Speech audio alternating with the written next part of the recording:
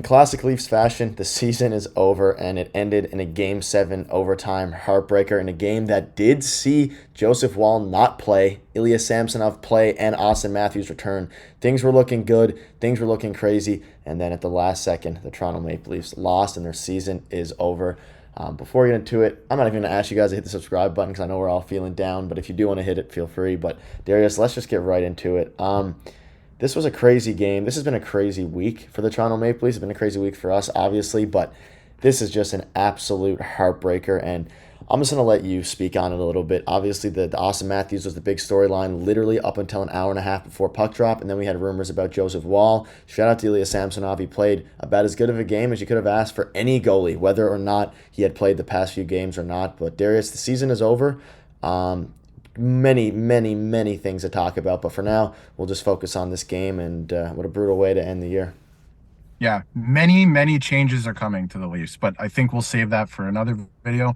To break down the game tonight, I mean, heartbreaking comes to mind again. I mean, you lose to the Bruins in a Game 7 and you force a Game 7 again for the third time in the last four series. And you lose again in Game 7 and overtime, nonetheless, to the guy that was called out by his coach just yesterday. It's just so much coming together. The Leafs are truly cursed sometimes when you just sit back and think about it.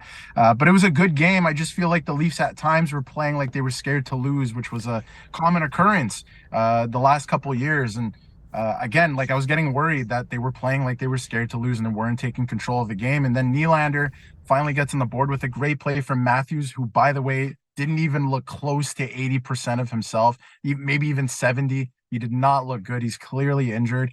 Something is definitely hurting him or bothering him, whatever. He didn't look good. And they get that 1-0 goal and they give it up immediately a minute later because of a weird coaching decision where Keefe constantly decides to put out his fourth line after goals, which is so mind-boggling. I'm not sure how many other coaches in the NHL do that, but just weird decisions from coaching again in this game the whole way, and another heartbreaking decision. And I mean, I'm sure we'll get into more of it in the whole series as a whole, but the fact that you're in that hole and forced it to Game 7, like, yes, you like that effort, but the fact that this team against this Bruins team, this iteration of the Bruins team, had to go all the way to a Game 7 to lose in overtime is unacceptable, and changes have to come. So that's just the way that was my read on it. That's my feel on it. I think this result, in a nutshell, for the Leafs is unacceptable. Yeah, this is not the same Bruins team that we've seen. I mean, they are still a very good team, but they're nowhere near as good as they were in the previous years, and really nowhere near as scary. Obviously, the star of this game for them was Jeremy Swayman. He was unbelievable out there. But you look at the stats tonight, and I'm not going to go too much into them. Austin Matthews looked hurt. He looked even when he was on the ice, he looked hurt, but he did as good as he could. And you look at the post game handshakes, he almost looked like he was both hurt and sick. Like his face was like almost white. Now I don't know if that was because he was losing the game. I don't know if that was the lighting, but he looked sick. His face was white, and I don't know. There's obviously some positives to take from this, but I don't know if it's the time to be necessarily super positive because the Leafs just lost. But Matthew Nyes looked great out there, and William Nylander continues to do what he did. And Ilya Samsonov, shout out to him. But you kind of hit the nail on the head. You hit the nail on the head there when you talked about kind of how they looked like they were playing defensive. They got the goal finally. We were talking about how off camera it was the first team to score a goal, could potentially win the game. Great feed from Austin Matthews. William Nylander scores. And then within like 30 seconds, they have another chance to score and put the game almost in theory away. Obviously, the game is never over. They're unable to do that. And then right away, the fourth line gives up a goal, which was pretty weak from Samsonov. But I mean, eventually, if you keep letting in open shots, they're going to score. But they looked like they were playing defensive. They looked like they were playing not to lose rather to win. And in a case like this, it hurt them because then all it takes is one goal and one lucky bounce at the end in overtime. Whether it was lucky or skill, it was a great pass off the boards, whatever it ended up being, to David Pastrnak to end the game. But yeah, Sheldon Keefe, we kind of the camera cut to Brad Treliving and Shanahan after the first goal. They were very excited. Didn't cut to them for the rest of the game. You look at Sheldon Keefe in the handshake line. He looked like he was maybe preparing for his last handshake line as the Toronto Maple Leafs head coach, which is something we'll definitely discuss in the future. But this was a series you had to win with this core. I mean, they should have been the better team in theory. They weren't, and obviously you can blame injuries and things like that. But I mean, from the Bruins' perspective, they just didn't look as good as, I mean, I'm sure they'd say the same thing, though. They didn't look as good as they should have, and they definitely a better team than they showed against the Leafs, and the Leafs were unable to capitalize in classic Leafs fashion. Yeah, and again, I can't remember the last time. The stat continues to roll on. I can't remember the last time the Leafs have scored more than 3 goals in a playoff game. It's just not going to work that way. It's just not. When you have as much money as you do wrapped up in a few players and they're not scoring, you're going to lose. You're going to get these results. The fact that they were able to push it to a game 7 overtime is honestly outstanding for some of the depth guys. And Joe Savall, of course, who helped push it, but it's just ridiculous that it got to this point, honestly. And the power play being one for, I think it ended up being 1 for 21 in the series. Unacceptable. There's going to be changes. This is the end of the Leafs as we know them. This era that we got to know and love for the majority of the time, really, and we always thought they could do it. This is the end of this era, and I'm sure we'll get into specifics in terms of coach and president and all that stuff and personnel and the team and separate videos. But even in this game, like you said, weak goal from Samsonov. I think you just overall you need better goaltending. It starts on the back end.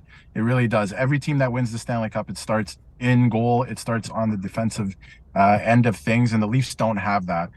It was a weak goal. I'm not saying another goalie would have stopped it, but you would like a stop there. And then the last goal, I just feel like the defense, you have to be a little bit more aware of that play. I feel like it was too easy for Pasternak there to score. So it's just a combination of things that go wrong for the Leafs once again. And it's just the position they're in. You shouldn't have been in a game 7 overtime against this iteration of the Boston Bruins. You should have won this series earlier in tidy fashion. You could say what you want. Whoever moves on is going to get smashed by the Panthers, all of that stuff. Listen, you have to give yourself the best chance to win. I'm not sure the Leafs roster construction does that. So I do think this is the end for the Leafs as we know them, and it's pretty heartbreaking in that way. Yeah, and you look at just how the season went up until now, and you look really coming into the playoffs. The Leafs were very confident. Brad Treliving made really what turned out to be the right moves for this team, especially regarding Joel Edmondson. Even Lyubushkin had an okay series. The thing would have been you needed Mitch Marner and all these guys, and Mitch Marner's a whole nother story. We're going to probably have a whole video dedicated to him at some point very soon, but he was a no-show again, and with this core, I saw a tweet, and I don't remember the exact score. We haven't scored over 3 goals or 3 goals or more in a while. And the reason is we don't know. It seems like the core just crumbles in the playoffs. And you saw Elliot Freeman after the game kind of discussing about this core and about this offense. And there's a world where, I mean, you could argue they overperformed. You could argue they underperformed this season. Whatever way it goes, is that every time they get to the playoffs, they're unable to sustain any sort of offensive consistency for a team that is built around scoring goals. I mean, they don't have elite defensemen. They don't have elite goaltending. They're supposed to be paying, well, they are paying 40 to 50 million to the 4 guys. They're 4 forwards who are supposed to be able to provide enough offense to win you games alone on that. If you don't have elite defense, you don't have elite goaltending, and you can't score more than 3 goals, then it's just a recipe for disaster. And quite frankly, it was a disaster. And assuming this is the last game in the Core 4 era, it was a hell of a way to go out. This experiment long overstayed its welcome. This was the final nail in the coffin, and honestly, it's so poetic that it came in overtime in a game 7 to the Bruins because it's finally over. And honestly, personally, of course, I want them to win. I'm a fan, and everyone watching this, I'm sure you're a Leaf fan, and you wanted them to win, right? And Or maybe Bruins you're fan. disappointed, or Bruins fan, yeah. But majority of people watching this video, you wanted the Leafs to win. But honestly, personally, emotionally, I feel like I checked out of this team in 2021 when they lost to Montreal, and they hadn't made any changes since then. So it's hard to get in a mindset to believe in the team since then. And now that there's changes coming, I'm like the result tonight, I almost feel indifferent in a way because if they win, sure, you move on to round 2. But now that they've lost, it is so obvious that changes are coming. And maybe we can start to believe in a new vision for this team, one that maybe they're built properly to actually win a Stanley Cup. And I think the prospect of that is exciting. But again, it's a little bit too far in the future for right now. But this might be the end. And unfortunately, it was really disappointing again. Yeah, and the things to take positive going forward, we have some studs on the team that are hopefully going to be not that are not a part of the core 4. You think of Benoit, he had a great series. Matthew Nyes was really the story of this entire series. Pretty rough, brutal regular season. Ended off in the playoffs looking like a different player, and he's someone you can build around going forward. But as for the rest of them, we obviously know Nylander's safe. We know Marner is not safe, and we know Matthews is safe. Aside from, I mean, Matthews and Nylander, who knows what's to come next. But that'll wrap it up. Quick thank you to everybody who's been tuning into these videos every single day. We're going to continue to do videos every day. But Darius, it's been a great season for us, hell of a season. But now we move on to off season time, and hopefully maybe a year from now, we're looking at the Leafs somehow sweeping another different team in the playoff run. But again, thank you guys for all the support. We'll have another video or two for you guys tomorrow. And take it easy out there if you're a Leafs fan like us, because it's gonna hurt for a little bit. But we'll see you soon.